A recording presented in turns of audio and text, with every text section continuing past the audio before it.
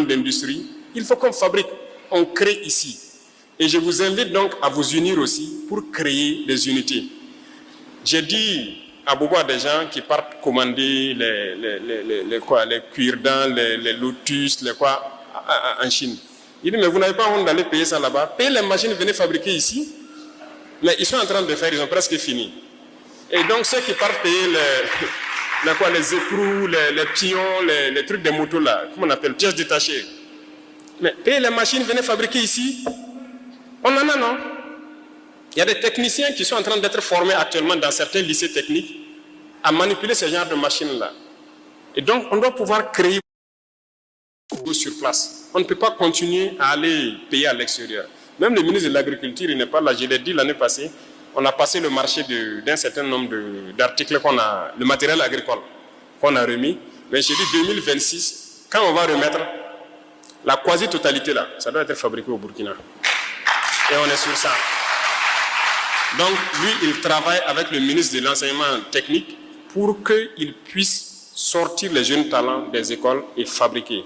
Donc, les centres de formation vont continuer à naître et on va continuer à former la jeunesse, à former nos mamans, nos sœurs, à la transformation, aux unités industrielles pour que notre pays puisse être industrialisé et qu'on transforme tout sur place. Et je dis industrialisé, je n'ai pas dit robotisé. Parce que je suis aussi contre la robotisation excessive. Là. Voilà, ou une unité industrielle où peut-être 1000 personnes doivent travailler, on se retrouve à tout mettre sur l'intelligence artificielle, tout est mécanisé. Finalement, c'est 2 personnes qui travaillent, c'est les machines qui font le reste. Ça aussi, je suis contre ça.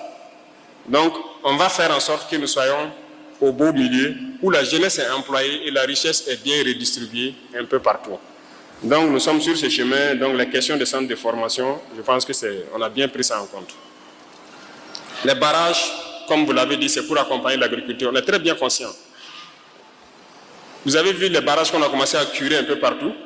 Si vous voyez les dates, on va vous dire que ça a été construit en 1950, en 1960, en 1900 combien? Ah, c'est grave. Même le barrage à Pau, on m'a donné l'histoire du barrage à Pau, le barrage vaut presque 100 ans. Mais c'est terrible. Tout est bouché actuellement. Mais qu'est-ce qu'on fait? Un peu partout c'est bouché. Voilà pourquoi on a réveillé l'ONBA. On a créé l'ONBA et réveillé, on est en train d'équiper actuellement la Sonaterre pour pouvoir curer tous ces barrages qui existent, refaire les digues et creuser de nouveaux barrages. Ils ont reçu les premiers équipements, ils ont commencé le travail, mais beaucoup d'autres équipements sont en route pour venir. Nous espérons que d'ici la fin de l'année 2025, ils soient vraiment à un certain niveau pour pouvoir agir un peu partout. Donc, les barrages seront un peu creusés, un peu